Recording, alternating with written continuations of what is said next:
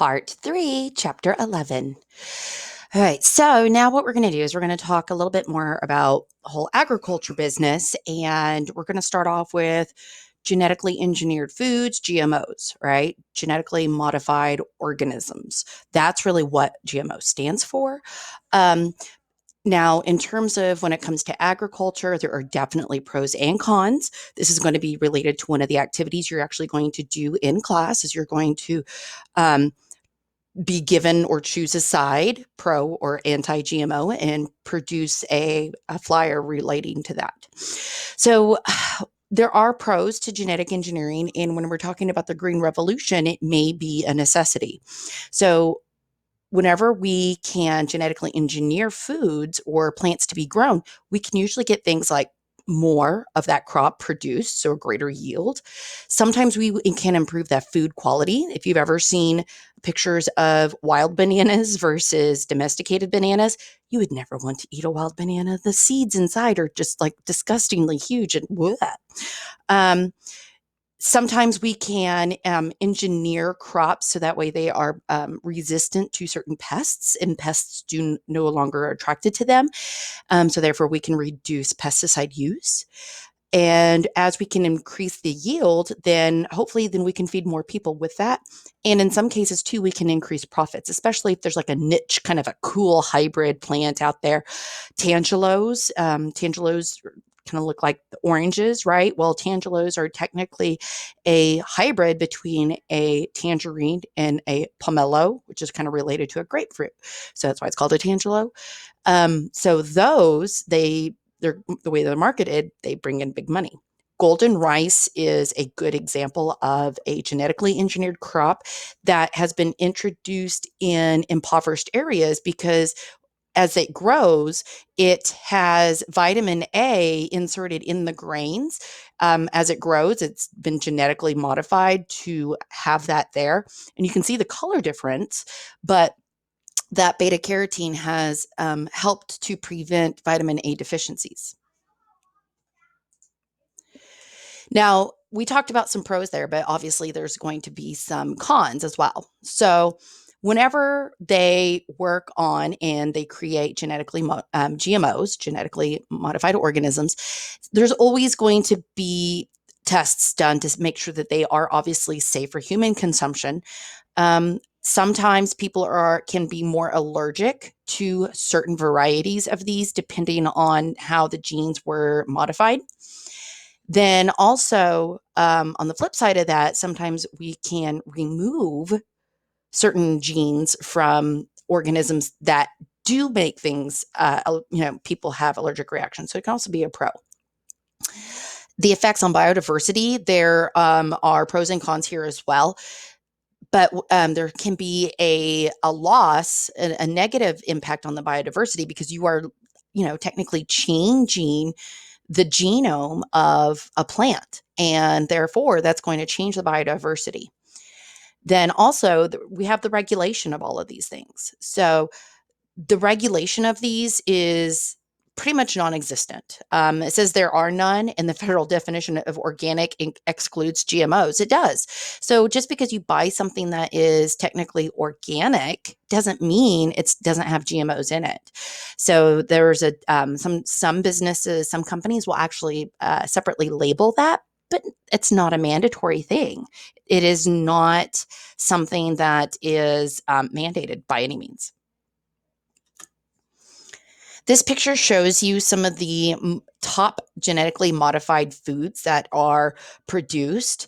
Things like soy, edamame, they have developed that so that it has a higher protein content, and so whenever you work it into things like soy, like tofu and things like that, it has a better consistency. Canola oil is another very common one, as is corn. If you've ever seen pictures of non-genetically modified corn, again, it's kind of like the bananas. I don't think you'd really want to eat it.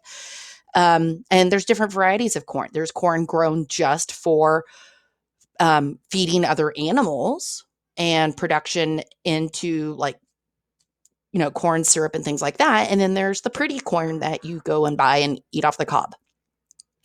And you can see these other examples here as well. All right, so let's move into farming methods. There's four major farming methods you need to be aware of.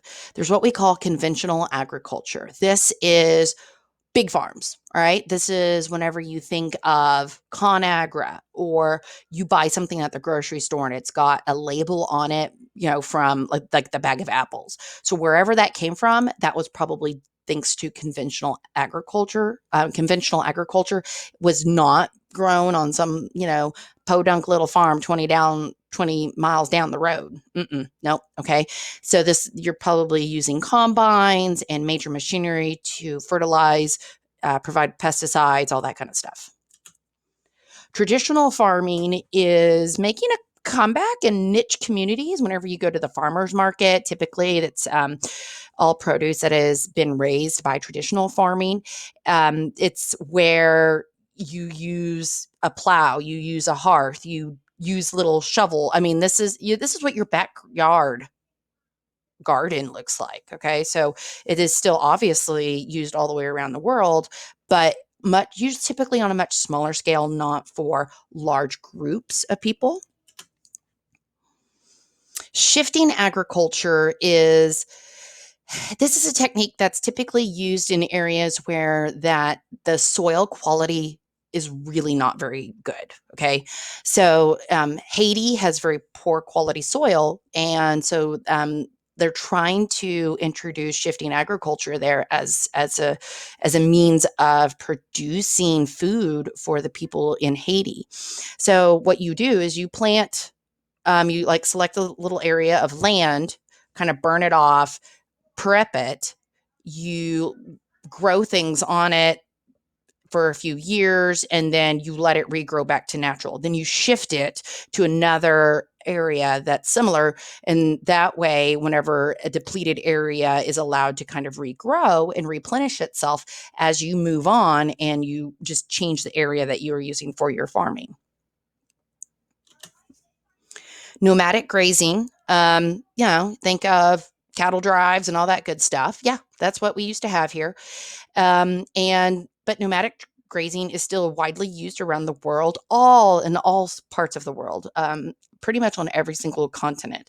Typically now it's used by more of the indigenous people in an area. And as you can see here, the one on the left, this is in Eastern Africa. And then the one on the right, these are goats that are being nomadically grazed in the Middle East. All right, so now let's talk about some other terms and effects whenever we're relating and talking about all this agriculture stuff. So desertification is a great fun word to say. You should bring it up at dinner. Be like, hey, Mom, what's for dessert?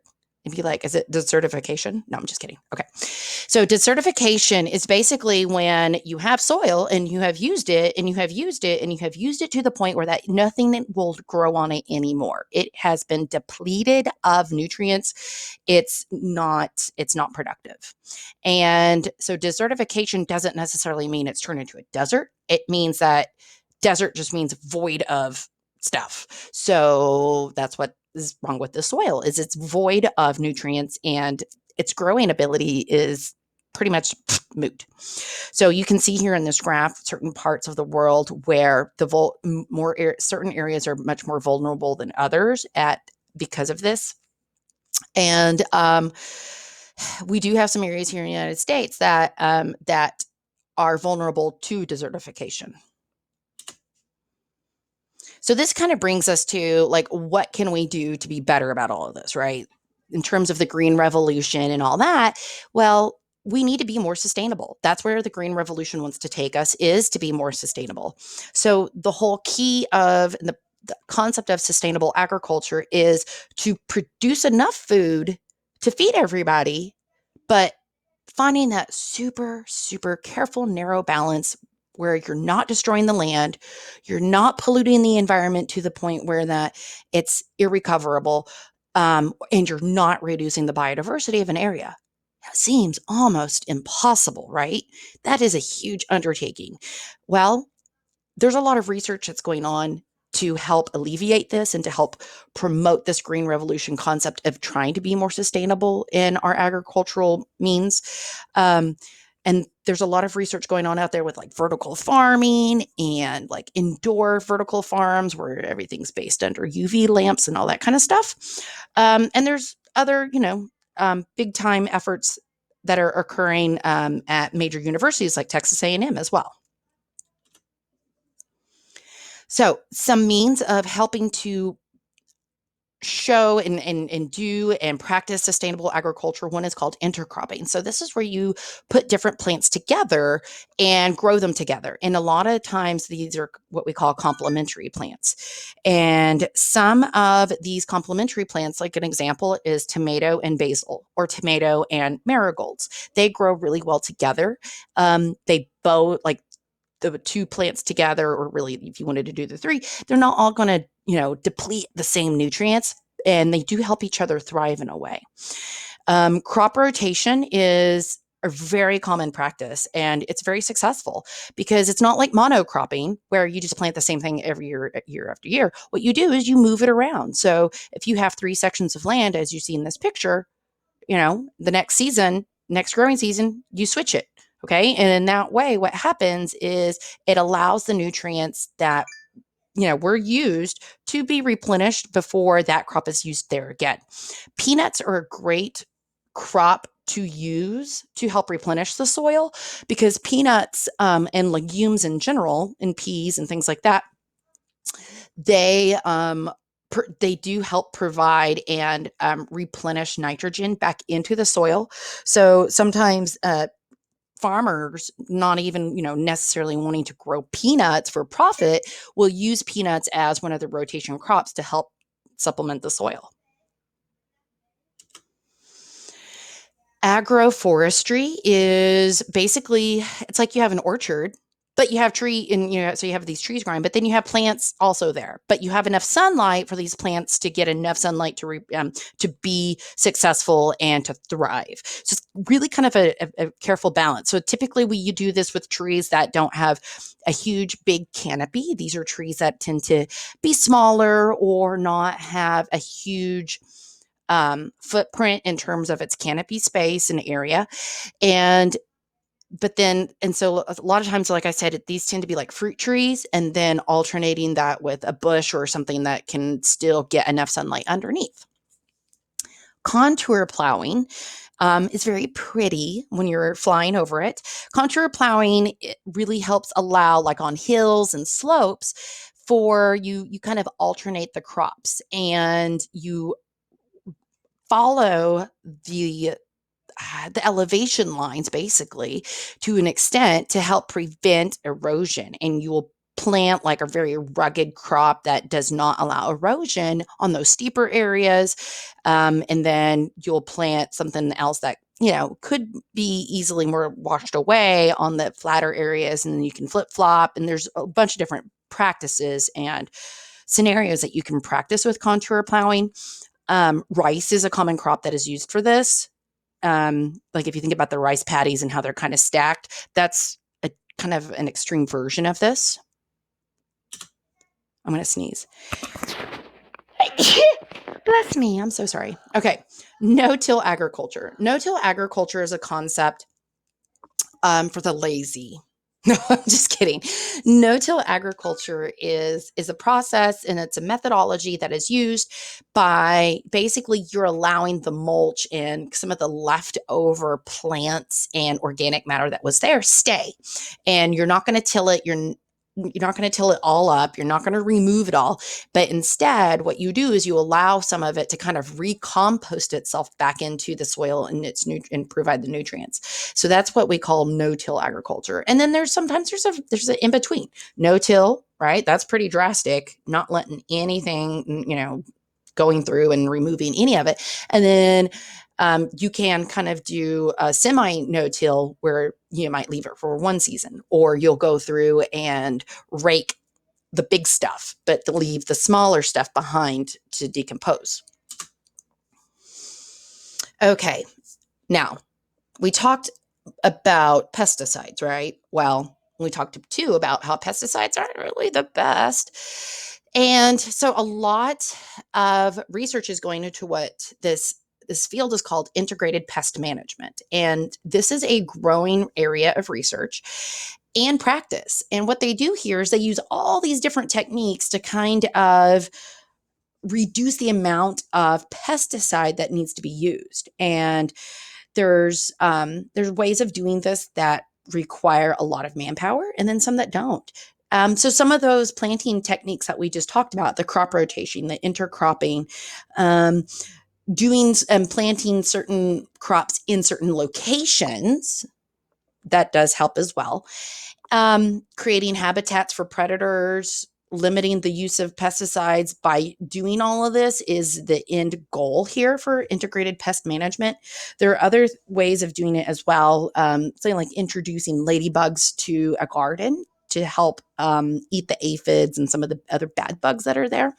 Introducing earthworms to the soil to aerate and help keep the soil healthy, to not, to keep it aerated and not get waterlogged, and introduce mosquitoes and things like that. All right, this field is huge and it's growing. So here is a couple of pictures. The one on the left is from your textbook, and then the one on the right is one that I found online, where they can show all the different ways that they can use technology and humans and other organisms and, biology to help with integrated pest management and controlling pests, and not having necessarily just to use pesticides. All right. So now let's talk about organics. So earlier we talked about how GMOs are not necessarily, they're not organic.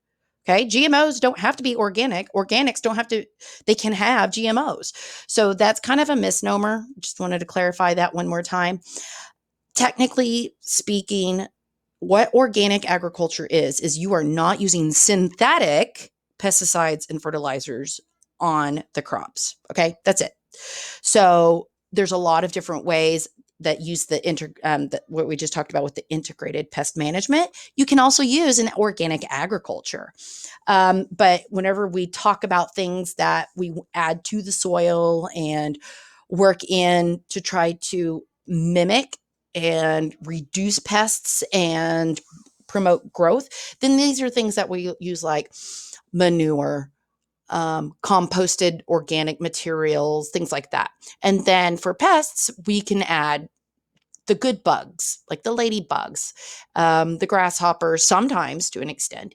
You could also introduce certain bird species, maybe put some bird nests around, bird houses that that would house birds that would act as predators for certain pests, those kinds of things. So these are all means that people are using to in their organic agriculture practices. So whenever you go and you buy chicken at HEB or Walmart or whatever, so it's probably coming from a feedlot. So a CAFO, a concentrated animal feeding operation, is also basically what we laymen say feedlot. So on the right is what you really think of as a feedlot. You typically think of cattle. And on the left is a big chicken barn. So just think the number of freaking chickens that are there, okay, in that one barn. And so these are large structures or large areas where animals are raised in very high density numbers and populations. And then they are slaughtered, processed, and provided for food for us, and then or worked into things like dog food and things like that. So that's animals. Now let's talk a little bit about fish and shellfish. Say shellfish 5 times fast. Shellfish. Shellfish. It's really shellfish. Blah, blah. Yeah. Okay. All right. So when we talk about fisheries, a fishery is it's a commercial operation where boats go out and they harvest fish. And typically it's within a certain ecological region because that's where the fish live, or that's where it's legal to harvest those fish. Fisheries can be a single boat. It can be a corporation that owns several boats. It could be It could be a very small couple of people in a family who go out and seine net just to support their family and sell in the local market, depending on where you live. So fishery is a very broad term. Now, fishery collapse is a big problem. Cod is an example of a fish that their numbers have been overfished almost to extinction. This is really where we bring in that tragedy of the commons concept again. And what this means when you have a fishery collapse is almost 90% or typically 90% or more of a fish's population has decreased by that much because of human fishing. So you can see in this graph here, so this was, I believe this is cod, and this is showing that historically they had a huge rebound in like the 60s and the 70s, but then it became a very popular food item and it was completely overfished. And harvesting of these fish in fishery collapse is not necessarily targeted. It can also be because of bycatch, which we'll talk about. Right here, haha. Bycatch is horrible. Bycatch is when you throw out a net or a seine or a line, it's the things you catch that you don't mean to catch. Sea turtles are a horrible example of a very common animal that is caught by bycatch. Sharks, dolphins, if you see cans of tuna, it'll say dolphin safe, which means that they are using nets to catch that tuna that have mechanisms built in the net for the dolphins to be able to get out. Basically, it's kind of like a hole in there where the dolphins are very smooth animals. They can slip through. Okay. The tuna are stupid. The dolphins are smart. But bycatch is horrible. All sorts of animals get caught in bycatch. Octopi, like I said, there's even penguins. Bycatch is absolutely horrible. So there are some efforts being made to try to prevent that by inventing different fishing methods and nets and things in the nets to help certain organisms get free. Most marine fish are caught by large nets or very long fishing lines. And when I say very long fishing lines, that is a very long line that has multiple hooks coming off of it. God, I can't even imagine that tangled up.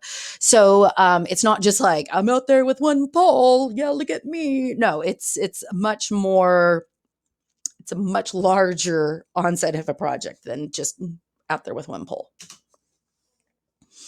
Dragine is another practice that they use to try to harvest organisms from the ocean floor like crustaceans, flounder, organisms that live on the ocean floor. And just look at this picture. It will annihilate the coral, the kelp, whatever is on the ocean floor also. It will uproot it. It will scoop it up. So there's a lot of bycatch that's unfortunately brought up because of dredging as well. So the goal here, and again, we're kind of talking about this green revolution, is to become more sustainable. So in sustainable fisheries, what they're looking to do is to limit the fishing or say there's absolutely no fishing in that area until there is a rebound in the populations of what they're trying to fish for. And so sustainable fishing is another big challenge. And it is something that is gaining more attention, probably also because it's becoming a bigger problem. One way that we are working with this is with aquaculture. And aquaculture is fish farming. And you can fill it, you can grow fish, you can grow crustaceans and shellfish, you can grow different varieties of seaweed. So if you ever get some of those seaweed sheets, little seaweed snack things, it was probably raised via aquaculture.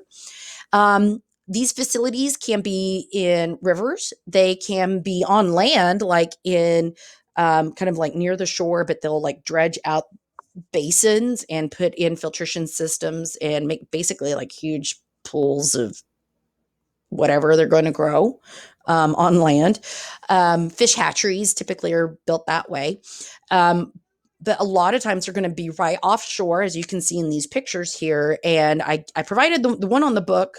The one in the book shows kind of the squares, and the one on the right is more of the more common, more recent kind of adaptation of aquaculture, is the round, so that way the fish swim around in circles and not conk their heads in the corners.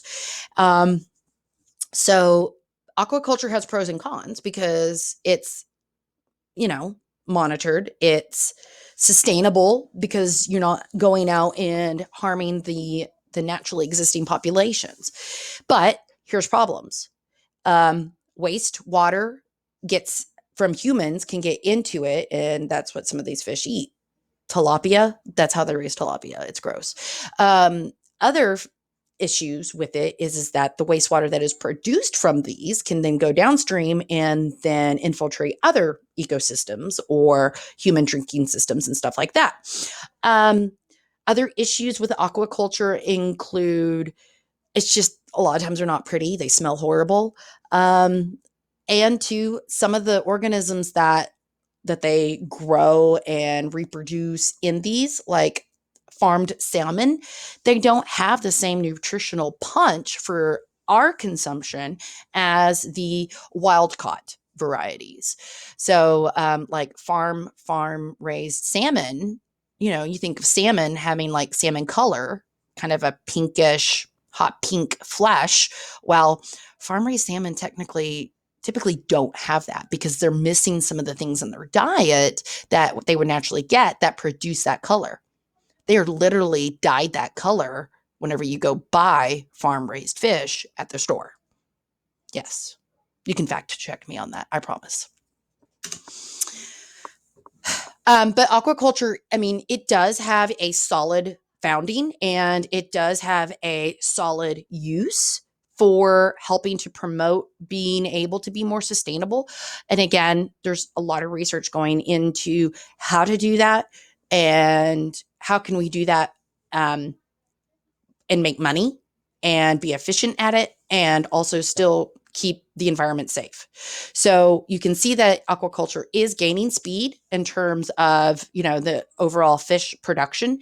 It is definitely helping, but we just need to make sure that we're doing it properly, as is with anything else. Okay, guys, that's it. I've talked your ear off for chapter 11. A lot of good information here, though. And yeah, all right. The end.